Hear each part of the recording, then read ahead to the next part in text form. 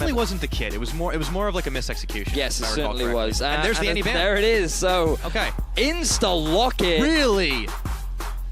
Oh, you can see on Swiffer's face, he's like, do I want to do this? Not only did I see my opponent insta-lock, but I mean, if you want to win, maybe you just play it safe. I mean, Caitlyn's about the safest you can get at this point. This is a champion that's typically banned as well. I know, right? But if you're Caitlyn, do you go for the safe farming route? I know that when Pulse played Caitlyn in our little 1v1 tournament, he actually went for the kill rather than going for the farm play. Yeah, but Pulse is crazy. You got to remember that. He is crazy. On the other hand, is Swiffer crazy enough to do this? I think you can safely kite out and you force Levi to make bad decisions. It is locked in Caitlyn. I like this for OC. Is it going to be enough for Swiffer to take the win? Well, that's the big question. He has decided to take the barrier, for the time being.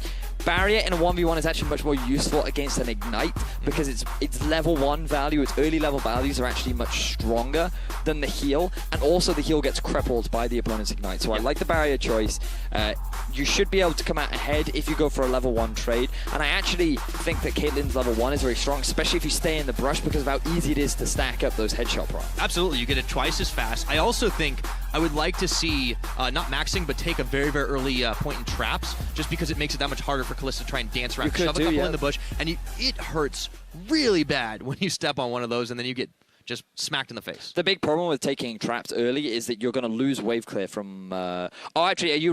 see, I don't mean level 1. I'm thinking levels 2, level 3. Yeah, so that's fine. Because you don't need that super early on. For some reason, I was thinking that you should actually take the E at level 1 if you're actually going to look for an early trade, because you can sit in the brush, stack up that headshot, get an early headshot, then you can use your E to create a gap, but then get a second proc of the headshot and just zone your opponent away. And with the range advantage that Caitlyn had, she could abuse that.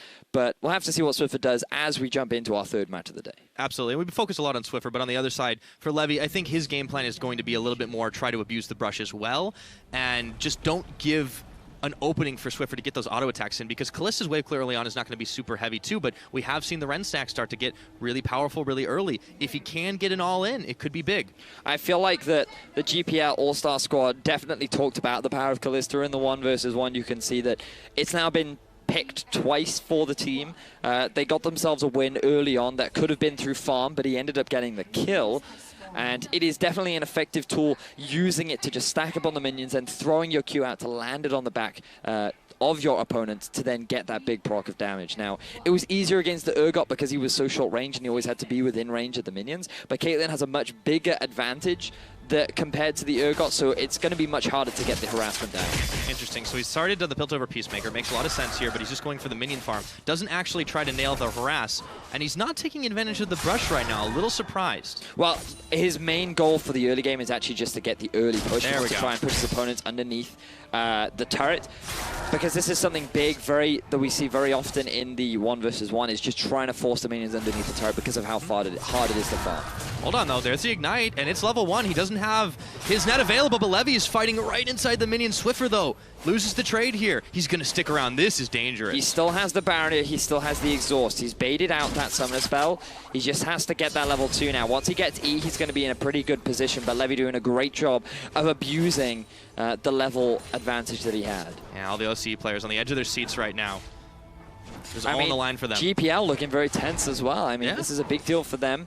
They need to make their way into that 3rd seed if they want to move on to tomorrow. So getting themselves as many wins as possible is going to be big. Yeah, big headshot and a Peacemaker as well. Levi is down to half health. He only has his exhaust available. Swiffer has both of his summoner spells available to him at level 3. Should get the traps. And he has a health relic spawn on top of him, but the CS advantage so far is for Levi. Now Swiffer, he needs to be using his mana a little bit more aggressively right now, because he is just getting shoved underneath his tower. He's going to lose a lot of farm here if he's not too careful, and I mean, losing that cannon is going to hurt him too. Yeah, that's not good. You do not want that to be happening. 13 to 15 CS. It's still very close, but you can see it makes the big difference, and it nearly did in that Urgot Kalista matchup earlier on. Swiffer's going to go in, gets the trap, gets the autos. Still, though, Ren's stacking up. Ooh, double headshot coming out from Swiffer. Yeah. This is the sort of trading that you want to be going for. But just look at the farm difference. There's now 5 minions making their way towards Levi, and Swiffer's actually behind. So by prioritizing the trade, Swiffer is falling behind in terms of the CS differential. So he's going to have to try and make this work for himself, as actually he's going to force Levi back using the level advantage that he has. Swiffer's decided to take 2 points in his queue. Now, I'm not sure if I'm a fan of this. Oh, he doesn't actually interrupt the back. That's going to hurt him. Yeah, that's really rough right now. He took a little too much time. He is going to be able to shove this wave, but he's still, not too far ahead on minion waves, and it's going to be Levi's chance to pretty much kind of keep this push going. You can see both teams sitting in the back just waiting for it. Very, very tense moment here, because this could decide our semifinals. So, in terms of the gold, that's pretty even. In terms of swords as well. Swiffer actually picked himself up the long sword rather than going for a bit of sustain. Oh, he's going to trade it for boots and sustain now. I suppose it does make sense, because if you do have that slight move speed advantage, it makes it easier to walk in and out of range and just dance around your opponent. Again, Caitlyn, big range advantage over her opponent. But you will be, I suppose in terms of damage, you're actually even with the Callista, because you both have the Doran's Blade as well. So shouldn't be too bad for Swiffer. And with a big minion wave pushing in, he should be able to close that CS gap pretty quickly. But he needs to, this is what he needs to do. Prioritize on wave clear right now. It's a big wave. You can't afford to just be last hitting. You need to push, push, push. Yeah. Trying to save the Peacemaker to see if he can get Levi. Oh, steals the health relic. He's going to net back, but look at that trade. It's working way better for Levi, and now the minion wave is crashing into turret. He's going to have to be very quick on the draw. Not losing any minions just yet. Nicely calculating that. Levi's actually backing in the brush, so he won't be spotted by Swiffer. It is so close in CS right now. But Swiffer's just playing the defense game. Really smart from Levi. Just getting the offensive push down, then backing away, using this opportunity to pick himself up another sword, and now Swiffer's only going to have an awkward back timing. Swiffer needs to put a trap on that health relic right now. Deny any chance of using it. He is going to net, and unfortunately Levi is going to take it away, but he does trade more damage than he was able to heal, so that's definitely going to help him. Close to level 6. Ace in the hole will be available. Believe it or not, as long as Levi doesn't miss any farm right now, he's actually still going to be ahead in the farm department, even though he went back to base. So really good back timing from Levi, and he's actually got a sword advantage. And Swiffer's missing farm. Yep. So things right now in Levi's control. But you can see how much harder it is becoming for Levi to actually trade with this Caitlyn as time goes by. Yeah, Swiffer steps up, a couple of minion harass. Ooh, he does get nailed with the Peacemaker. Levi on the way back, and that's level 6. He's going to ace in the hole. No dodging available. This should be Levi backing off. Now, Swiffer, let's see if he can stop this and not give up any farm this time. There we go.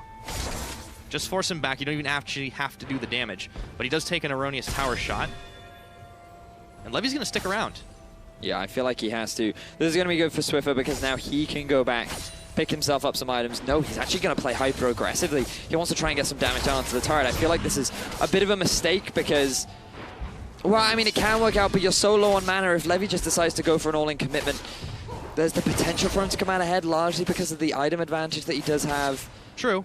Gap close, though, just isn't that big enough right now for Levi, and he's got no flash. Oh, this available. is big. This is massive. Swiffer's taking away the health relic. Okay. Levi just cannot get in here, and he can start freezing this wave. So I'm not sure if Swiffer timed that or if that was just a lucky break, but now Levi is forced to go back because there is too much of a big health advantage as well as mana advantage, and now Swiffer can just start pounding down onto that tower. He's also got the CS lead, so this is going to force Levi into a decision saying, I have to go for the all-in right now, or I have to get some kind of outplay where I can force Swiffer back. Yeah, and Swiffer's actually sitting on quite a lot of gold. He could go if he wants to back and just get like a BF sword just for flat damage at this point. And he uses the Peacemaker to say goodbye to the last cannon creep, leaving it up to Levi. But that tower's close to half its health, and 7 minutes in, is big farm advantage for the OPL side. Yeah, there's the BF sword, Pyra. You called it. He's even able to get himself a health pot, so things looking very positive for the Oceanic mid laner. When you're 0-2 down, what do you need? Your best friend. Sword. It's good. Swiffer's going to be able to do a lot more damage with that. However, the Vamp Scepter does mean that Levi can stick a little longer. There's still Summoner even on both sides. Obviously, it's going to be all about positioning and manipulating those health relics. Unless it goes all the way down to the farm. It's still a 7 CS advantage, 6 now, as Levi's pushing forward. Net connects. The autos are big. Just Swiffer, keep going. Oh, he tried to get the trap, but the arm time wasn't fast enough. I'm surprised Swiffer just didn't keep committing that, because in terms of the actual trade, Swiffer came miles ahead, and now Levi's just going to be allowed to heal himself back up with the Vamp Scepter. He's going to back off and pick himself up the health relic, but Levi's being forced to use all of his mana. Pick up the health relic, man. Maybe he's decided that it's not worth it. Swiffer was is hot on his heels, so he's going to be able to deny that, pick that one up. And now Swiffer is in full control. Is he going to go for a blind Q? He does, a little too late. Okay, so he's still going to be able to control this right now as he's pushing the wave instead of trying to freeze it back. Health Relic, of course, not up anymore. Swiffer's going to go for the fast clear.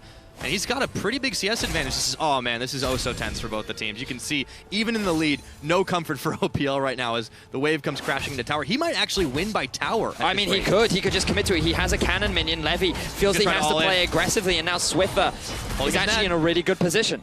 Oh man, Swiffer hanging onto his net here, trying to see if he can punish Levi a little bit more, who's nomming on the biscuit.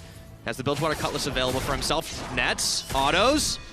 Only one spear sticking in him, a level advantage as well. This is looking great for Swiffer right now. See, I feel like Swiffer now just uses the rest of his mana to go for a push, but Levi wants the all-in. Yes, he does, and he's got the Ignite. Keeps on hopping forward. There's a barrier, there's an exhaust. This might be it. No.